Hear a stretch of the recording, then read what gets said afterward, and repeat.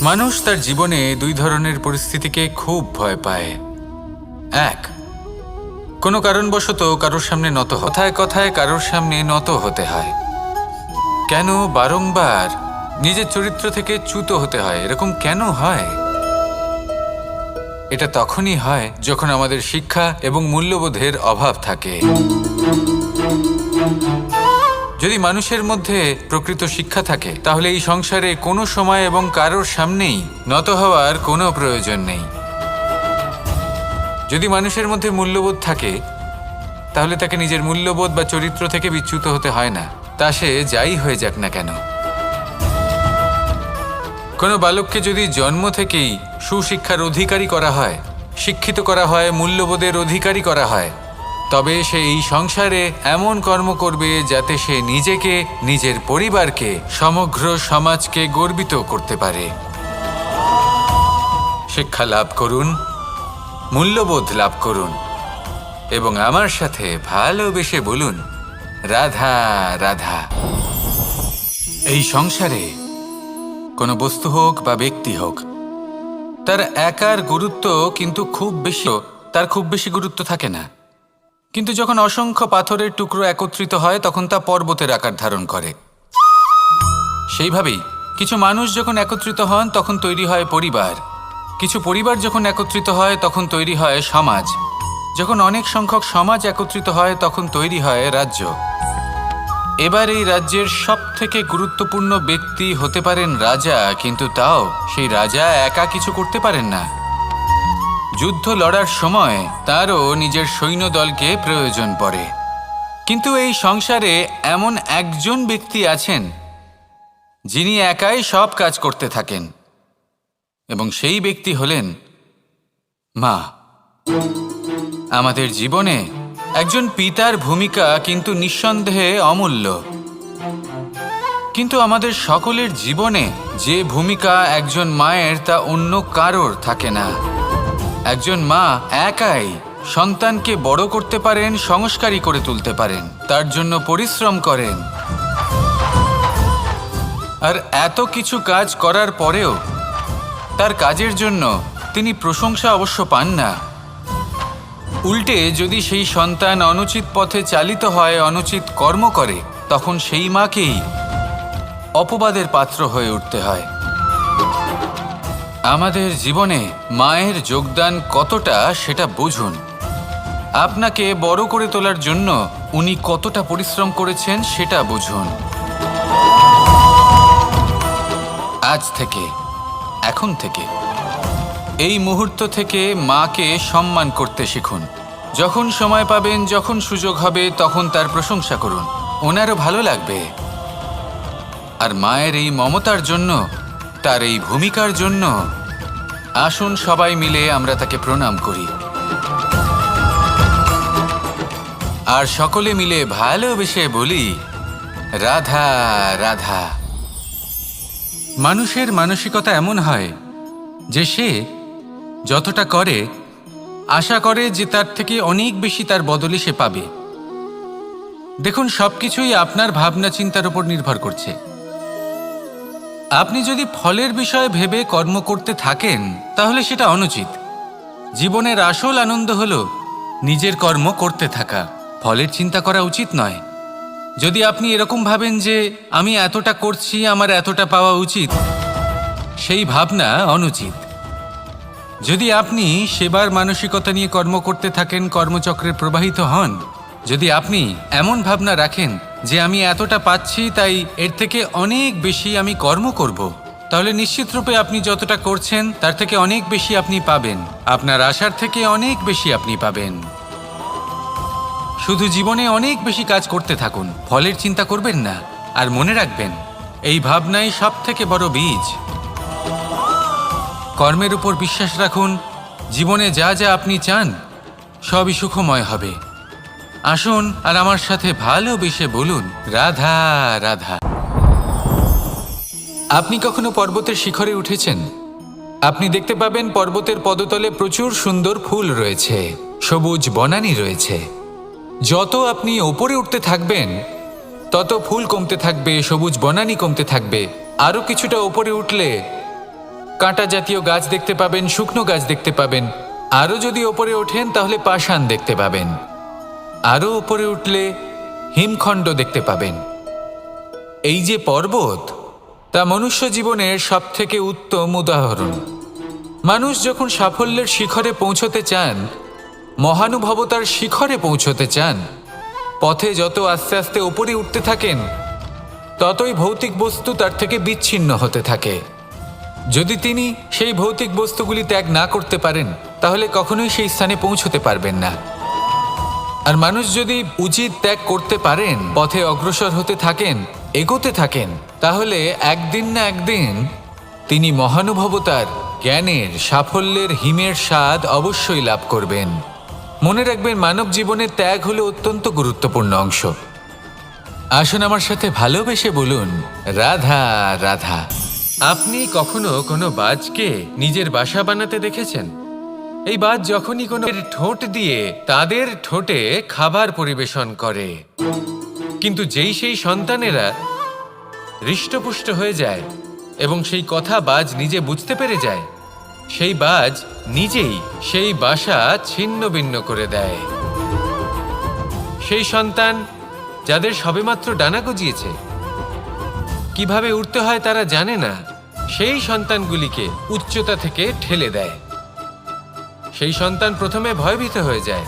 তারা সামনে মৃত্যুকে দেখতে পেয়ে ভয়ের কারণে তাদের ডানা ঝাপটাতে থাকে, আর সেই প্রক্রিয়াতেই সেই সন্তানগুলি উড়তে শুরু করে দেয়। এবার এই ঘটনায় আমরা কি শিক্ষা পেতে পারি? এটাই, যদি আপনি মাতা পিতা হন, তাহলে নিজের সন্তানকে অবশ্যই স্নেহ করুন, কিন্তু তাদেরকে নিজের আঁচলের তলায় বেঁধে রাখবেন না। যদি আপনি চান আপনার সন্তান জীবনে উন্নতি করুক, তাহলে নিজের মুঠো থেকে তাদের স্বতন্ত্র করে দিন। এই সংসারে সংঘর্ষ করতে দিন।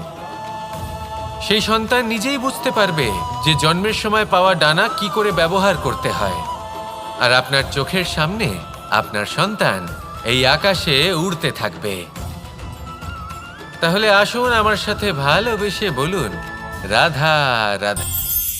এই সংসারে সব থেকে বড়কে ছোট মনে করবেন না। কোনো ব্যক্তি যিনি সব থেকে বেশি শক্তিশালী, আপনি যদি তার সামনে যান, তাহলে উনি আপনার অন্তরের শক্তিকে বাইরে বের করে আনবে।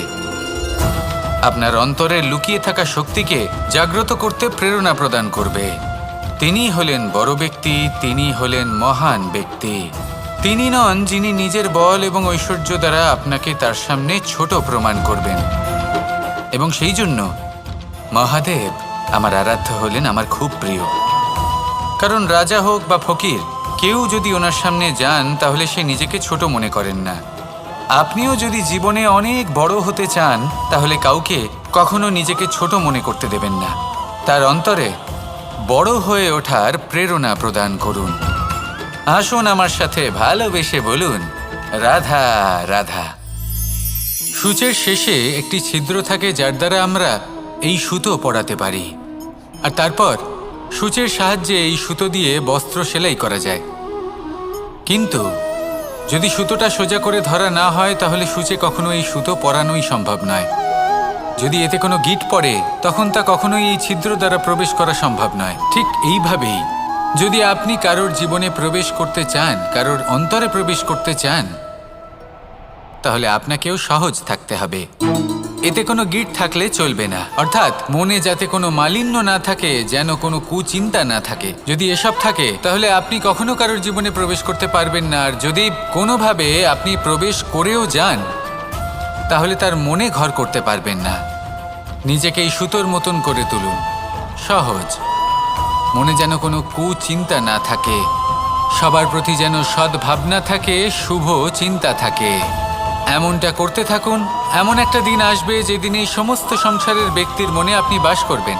আর তখন এই মন প্রসন্ন হয়ে বলবে, রাধা রাধা। কথায় আছে যে এমন কোনো অক্ষর নেই যার দ্বারা কোনো মন্ত্র হয় না। এমন কোনো বনস্পতি নেই যা নিজেই একটা ঔষধি নয়। পৃথিবীর এমন কোনো কি রইল? এই সংসারে এমন অনেক ব্যক্তি রয়েছেন যারা ছোট ছোট অসফলতার কারণে আপনাকে এটা বলে দেবে যে আপনি কোনো কাজের নন। আপনি হলেন মূর্খ, আপনি কিছুই করতে পারবেন না। এইসব কথায় কখনোই বিশ্বাস করবেন না, কারণ আপনি এবং প্রত্যেকটি জীব এই পরমাত্মা এবং এই প্রকৃতির সৃষ্টি, যা অত্যন্ত বিশেষ।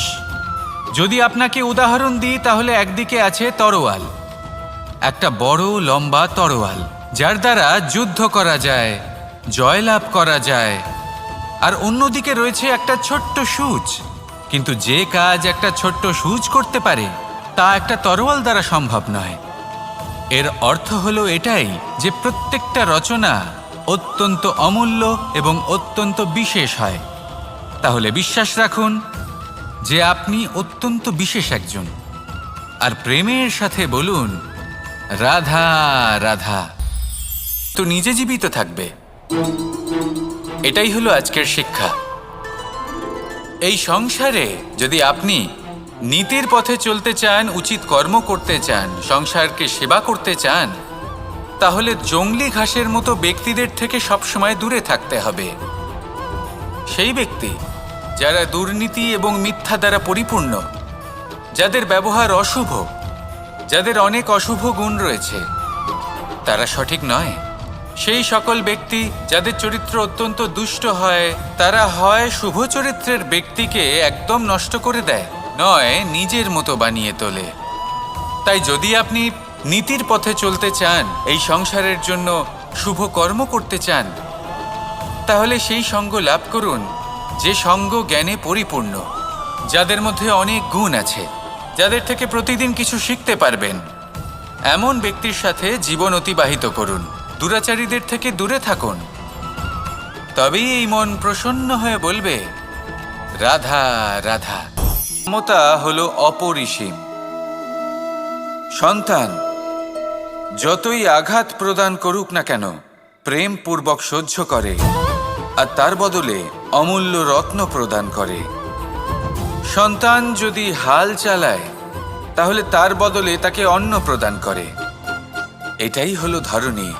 এবার এর থেকে আমরা কি শিক্ষা পেতে পারি? এটাই যে কারোর জন্য কিছু করা বা কাউকে কিছু দেওয়া মনে কোনো কামনা ছাড়াই। আর এই কথাটা বুঝে যান, যদি কারোর জন্য কামনা না রেখে বা কোনো পাওয়ার আশা না রেখে কারোর জন্য কিছু করেন বা কারোকে কিছু দেন, যদি এটা আপনি শিখতে পারেন, তবে আপনি ভালোবাসতে শিখে গেছেন। আর সেই জন্যই এই ধরিত্রীকে মাতা বলা হয়, কারণ মাতা শুধু উনি নন যিনি গর্ভে সন্তানকে ধারণ করেন, মাতা তো উনিও যিনি জীবন বাঁচতে শেখান, যিনি জীবন বাঁচার উদাহরণ প্রদান করেন। তাহলে ধরনীর থেকে এই নিঃস্বার্থ ভাব শিখুন, নিঃস্বার্থ ভালোবাসা শিখুন, আর এই ভালোবাসার সাথেই বলুন রাধা রাধা। এই সংসারে আমরা প্রকাশ কোথা থেকে পাই? এর উত্তর বড়ই সরল। ভোরে যখন সূর্যোদয় হয়, তখন প্রকাশের কিরণ আমাদের ঘরে এসে পৌঁছয়।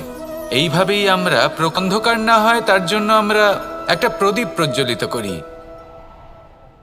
এটাই ঘটে আমাদের জীবনেও। এবার প্রবাহমান আয়ুর সাথে আমরা আমাদের অন্তরে যদি একটা প্রদীপ প্রজ্বলিত করে নিই, তাহলে বিষয়টাই অন্যরকম হবে। এবার আপনি বলবেন কোন প্রকাশের কথা বলছি যা আমাদের অন্তরে জাগ্রত করা সম্ভব? আমাদের আত্মার মাঝে প্রেমের প্রকাশ জাগ্রত করার কথা বলছি।